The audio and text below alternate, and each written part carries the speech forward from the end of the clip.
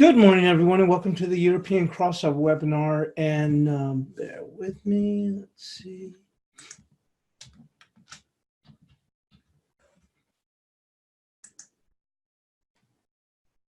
And it's a fairly subdued activity. We're not moving much on this few days before Christmas. And we'll have to take a quick look around.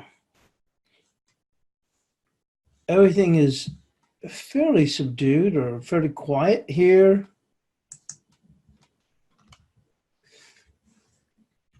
You can see here the cable, and I'm going to switch these over to 2-hour charts.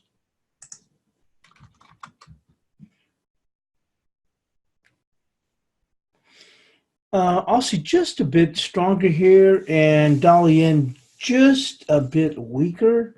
Everything is just a bit either higher or just a bit lower. Not much of a change. Dollar peso just a bit stronger, not by a whole lot, but just a bit here. And we'll take a look here in the cross rates.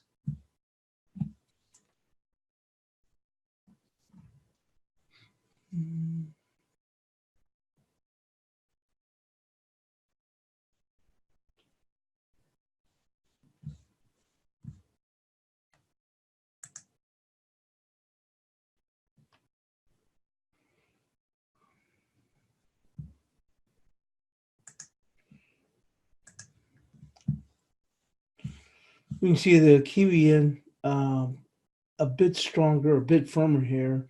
Euro yen continues to remain a bit on the weak side. Same here with Euro Aussie, pressing down here at 60.25. And Euro Kiwi, same thing here also. Euro pressing it against these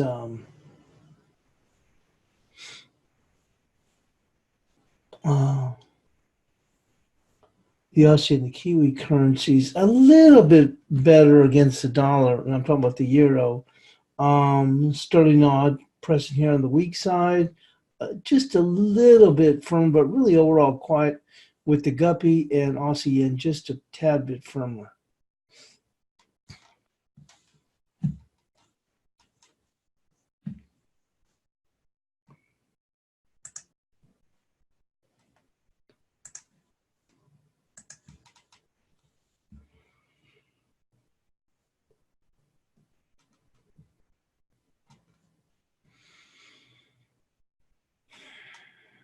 And equities just trading here right at the highs. I mean, literally at the highs here.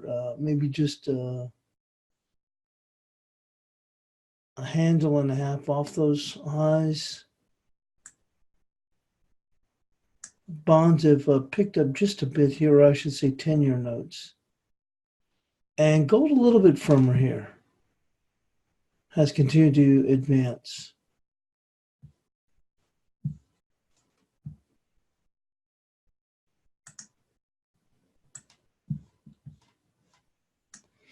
And coming into today's data, we did have German import prices earlier, and market manufacturing flash came in a bit weaker at 43.4. They were looking for 44.5.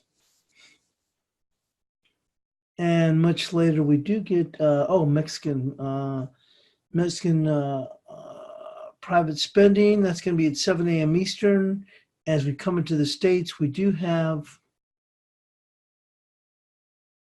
well, that's odd. I don't know if that's right. Doesn't seem like that's not the right time.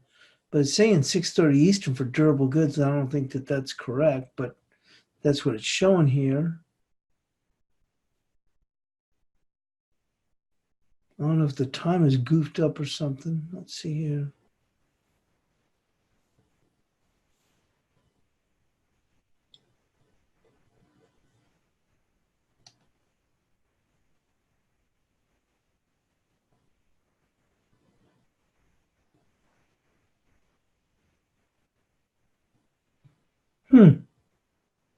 Not sure why it's showing that early.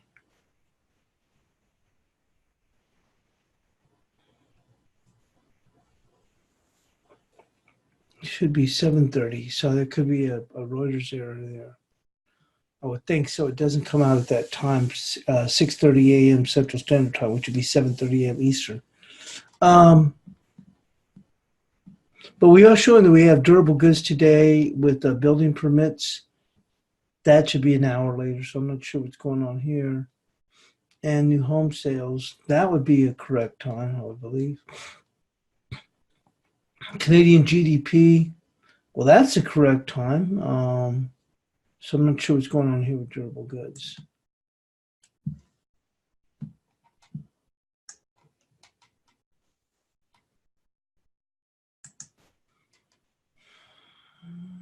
With that, we'll go on and take a look at the news. It says dollar buoyed by signs of a solid U.S. economy and the pound ticks up. The dollar held firm at the start of a holiday-thinned week on Monday as the U.S. data pointed to solid economic growth, while the British pound bounced slightly after having suffered its biggest weekly fall in 3 years. A batch of economic data published on Friday showed the U.S. economy, already in its smallest expansion in history, appears to have maintained the moderate pace of growth as the year ended, supported by a strong labor market.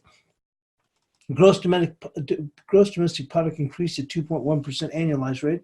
The Commerce Department said in its third estimate of the third quarter GDP that was unrevised from November's estimate. The U.S. economy appears to have stopped slowing. There's no indication that we'll be hitting a recession, said Ayako Sera, economist at Sumitomo Mitsui. Earlier this week, investors were spooked by the fears of the possibility of a U.S. recession when the U.S. yield curve inverted, which has been historically one of the most reliable signs of a U.S. downturn. Separate data showed consumer spending, which accounts for more than two-thirds of the U.S. economic activity, rose 4/10 last month as households stepped up purchases of motor vehicles and spent more on health care. That contrasted with an unexpected deterioration in German consumer sentiment. We just saw that. The euro stood at 107.78 euro. Little change in the day, but in retreat since it hit a 4-month high on 112 on December 13th. The dollar index was 97.65, flat on the day, maintained its recovery trend since hitting a 5-month low of 96.60. The dollar has been supported by optimism over the global economy since Washington and Beijing came to an interim trade agreement early this month. China said on Monday it would lower tariffs on its products ranging from frozen pork to some type of semiconductors next year as Beijing looks to boost imports amid a slowing economy and a trade war with the U.S. President Trump said on Saturday the U.S. and China would very shortly sign their so-called Phase 1 trade pact. Against the yen, the dollar changed hands at 9.41, a little change on the day, not far from a 6-month high of 9.73 touched earlier this month. One thing to look at is whether market players cut their yen short positions ahead of the holiday period to concerns there could be a flash crash like a year ago, said Minoru Uchida.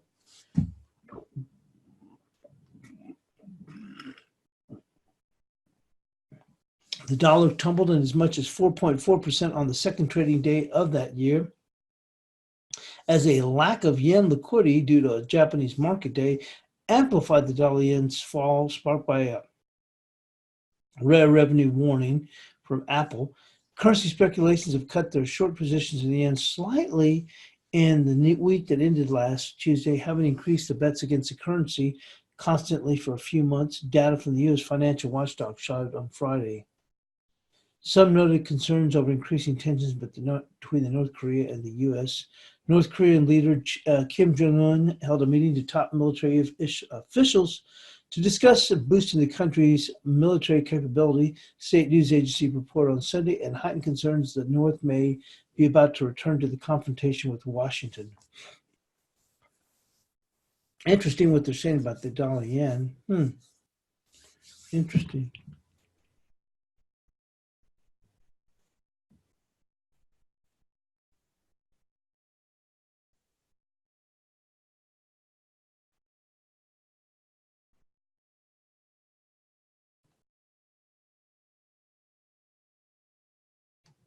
So let's go move this out of the way.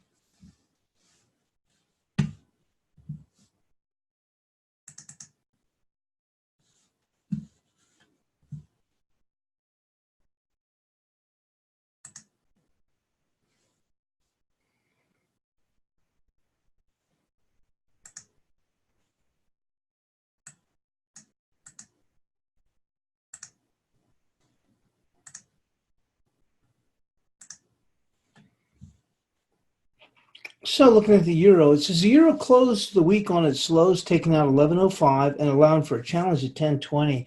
Initial support comes in at 10.50. Confluence with the trend line at 10.42.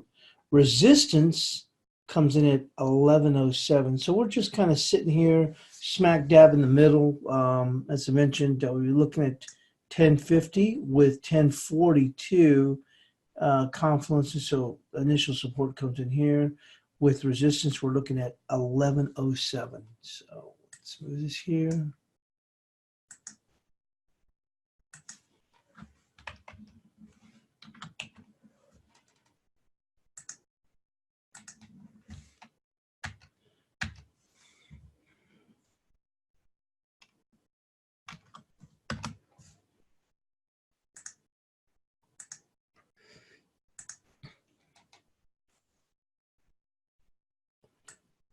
And let's go into cable.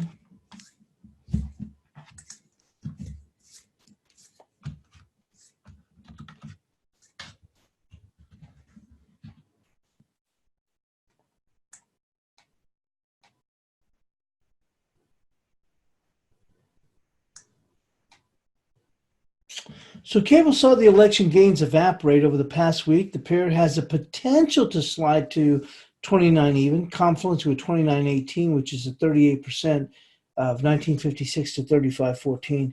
Cable will need a daily close above 30.50 to slow down the bear avalanche. So there we are right there. You can see 30.50 on the upside is going to be resistance. And we're just barely holding above the pivot at 29.80.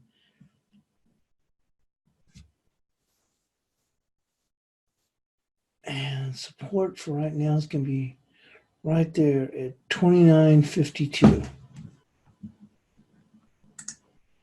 Had 53 right there. That's good. Right there.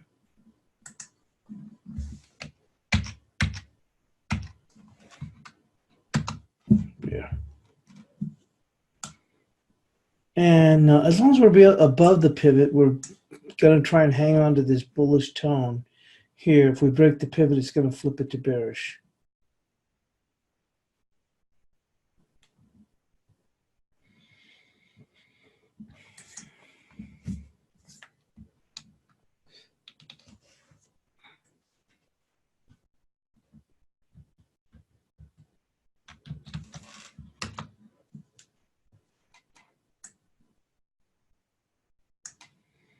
Moving into the Aussie. The Aussie finished the week on its highs. The pair needs to close above 69.44 to generate a new leg. A daily close below 68.48 places the bears in control for a move to 67.86. So 69.44 is going to be on the upside.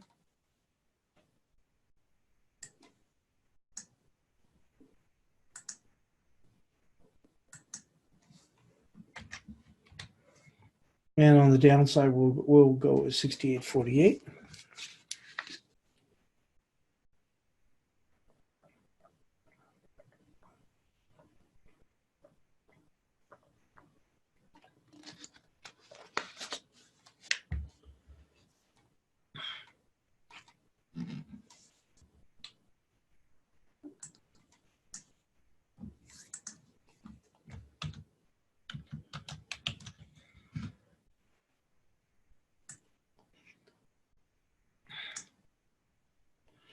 The Kiwi has maintained the bid throughout the prior week. The resistance remains 66.32 with a break above challenging 67 cents even. Support is 65.43 followed by 65.25. But you can see here we're keeping a nice bid here. And we're not that far away from resistance, but resistance is 66.32.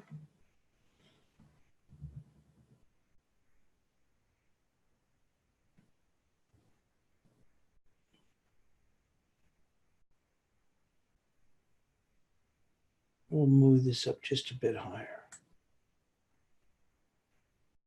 65.63.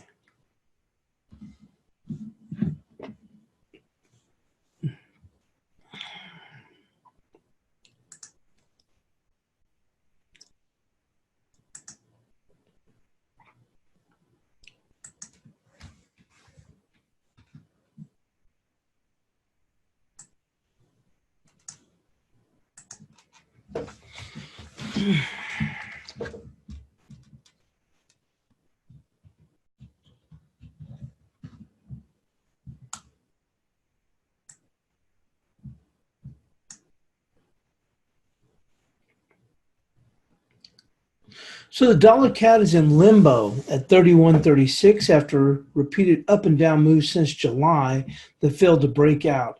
The key levels going into the new year are going to be 30.43 and 33 even.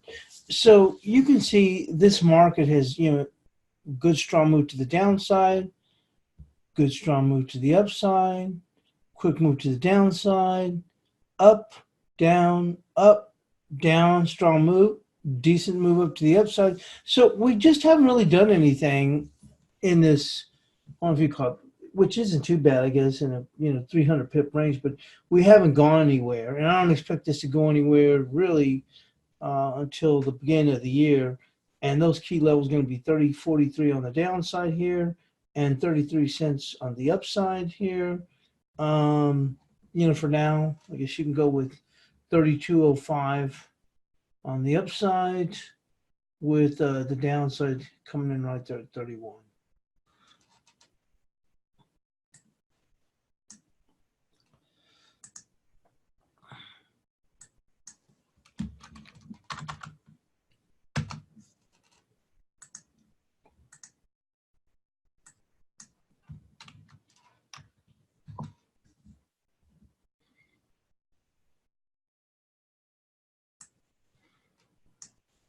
And we'll go into the dollar peso.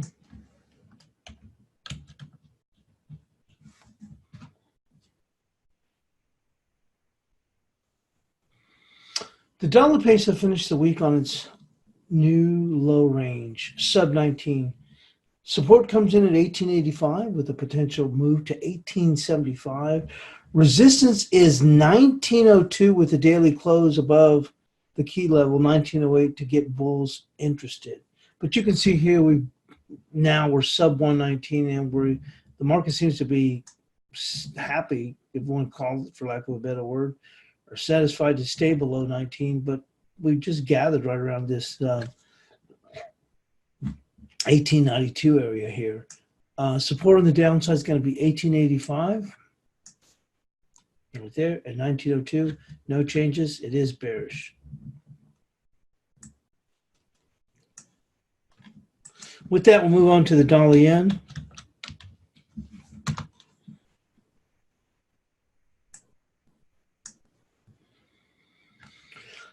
The dollar yen is stuck overall in a 30 pip range.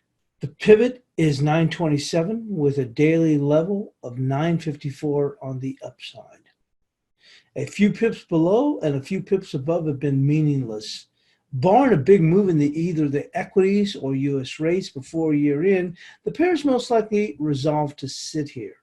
Upside key level is 1007 with the downside support at 908.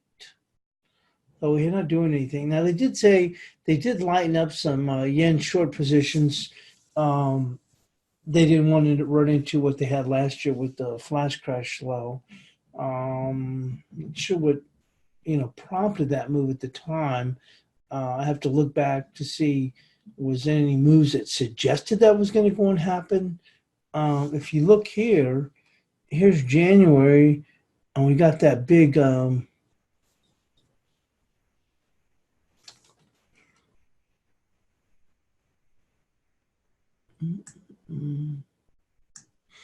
well, we were already starting to sell off. You see? And then all of a sudden we hit that air pocket. And here, this doesn't resemble last January at all. We were already falling. Remember, look here. Here. We kind of stabilized. We started to fall again, and then we hit the air pocket. And here we're just sitting very, very tight. No comparison to back then. We were under pressure. Look at this. Here's the 12th, 13th. Okay, here we are on the 20th here. We'd already broken down about almost 200 pips. And then we kind of settled here. And then we finished the year going a little bit lower, and then we hit an air pocket. If anything, we've done just the opposite to a certain extent. And we've actually sat here. So No comparison to last year.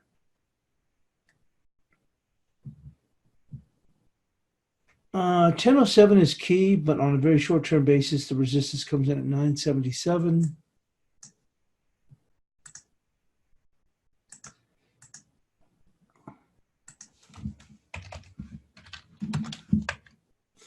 And we'll go with 908. We'll move into the cash dollar index.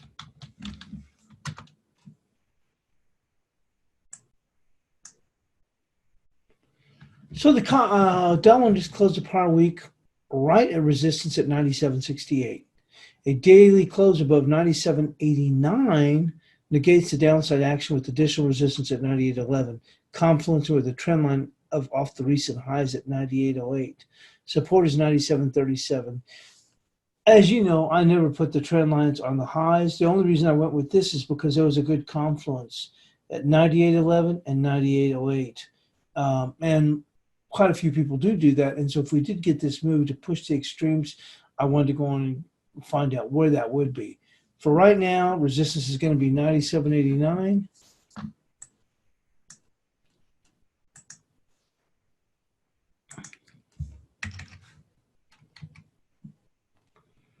And resistance is going to be, is it 37? Yeah, 97.37 for support.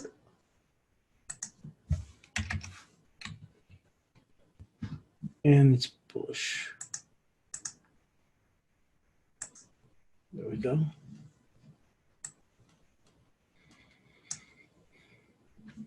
So 97.89 is going to be resistance, and there's another here you can see there, support 97.37.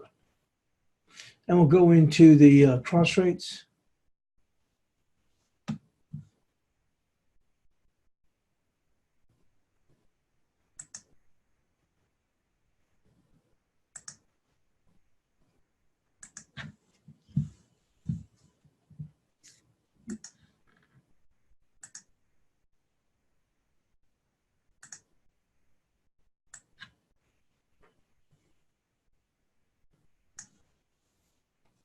So the Kiwi yen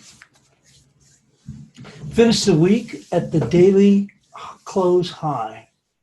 The pair's immediate target is 72.83 with resistance at 72.37. Support is 72 with bulls expected to reload at 71.52. So we're still holding up very, very well. I mean, we're even continuing to push higher here. We do have, if we do see a little bit of a slide here, 72 cents even. And then on the upside, 72.83.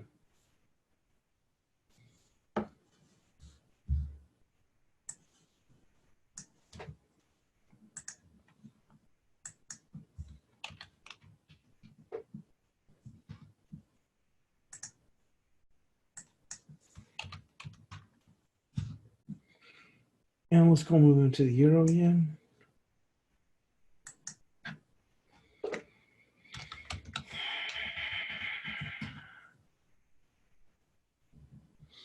So the euro yen broke support on Friday at 21.60 as euro fell against most other pairs. The euro is expected to test 20.75 with further support at 20.50. Resistance is 21.50. So let's see.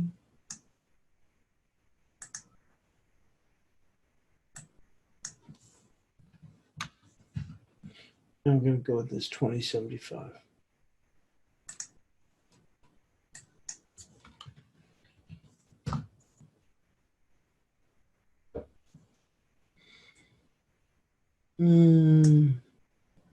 It's still on a very short-term basis. You can say, oh, it's turned slightly bearish, but it's still bullish, so we can't change that. That's going to have to stay there, and we'll go to the euro wad.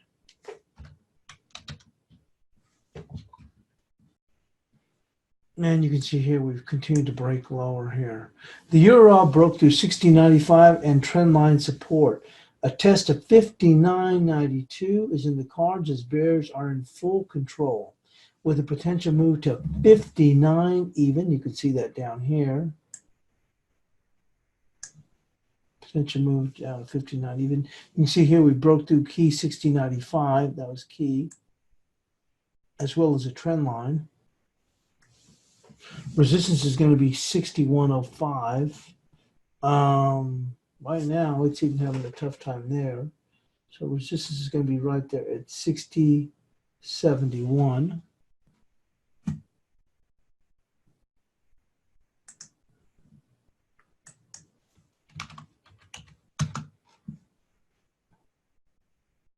And support 59.92.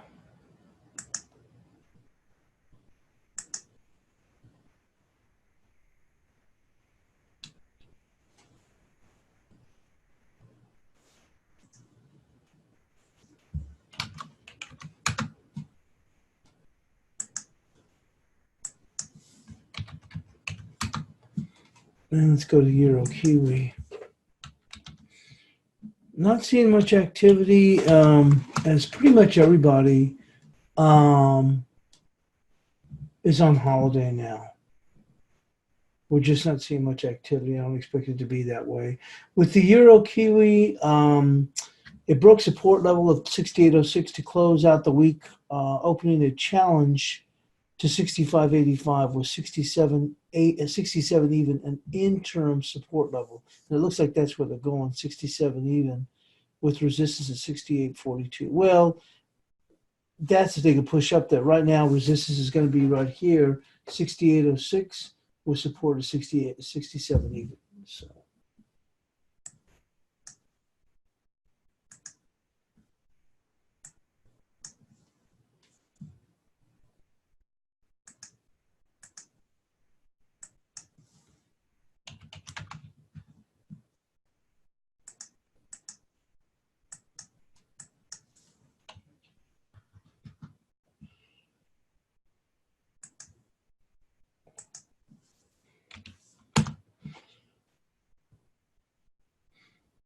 Now we'll wrap things up with the guppy and the sterling nod.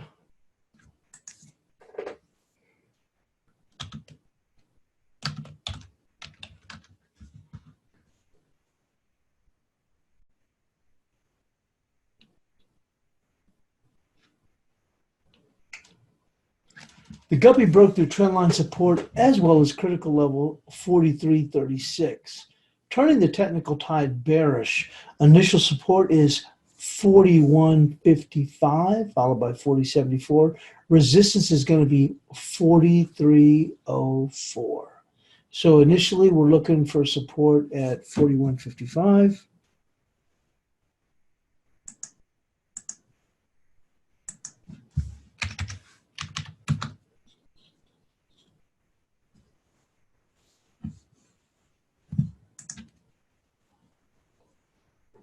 And resistance, we put at 43.36. Let's see here. We can actually tighten that up a bit here to come in right there at 43 even. 43.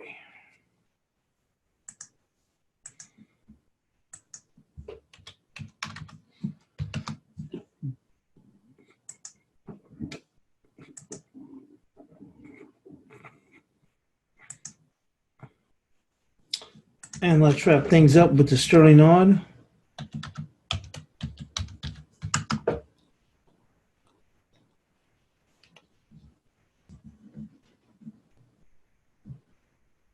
Hey, sterling on sustained a heavy break of trendline support as well as sliding below 89 even.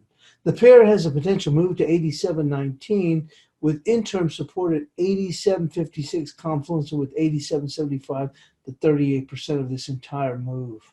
Resistance is going to be 89.78, followed by the major level of 90.58. So we're looking at 90.58. Seems unlikely they will make it back up there that real quickly. So we'll actually tighten that up a bit and put the resistance right there. 89.75. Okay, we got that there.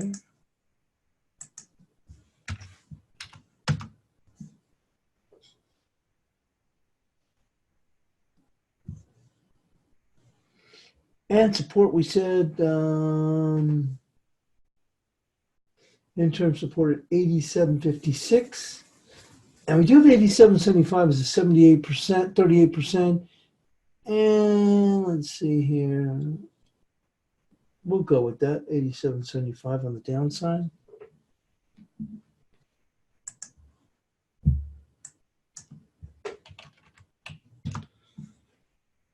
And there we go. There's the bias chart.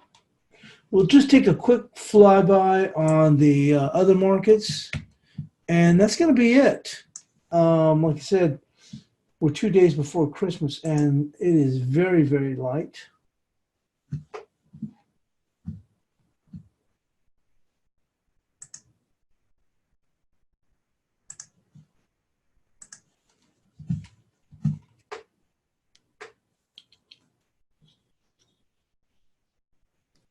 As I mentioned, you can see here, equity markets are, at least here as far as the SPOOs, are completely dead. Look at that. A little bit firmer here on the 10-year note, which is probably to provide a little bit of pressure for the dollar yen. Gold a bit firmer here. We'll give it that. And other than that, that's it. Nothing else here. So let's pop back into the currencies.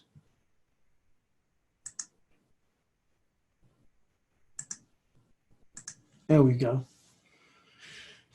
And euro a bit quiet. Dollar index still steady here. Overall, the pairs are relatively quiet here, as I noted. And if you saw the week ahead video, Blake was mentioning that there will not be any more webinars for the rest of the week after they do the face webinar this morning. And with that, we'll wish you all Merry Christmas and Happy Holidays. And barring some big move in the currency markets, we'll see you then next week. And we'll try and catch you in the chat room.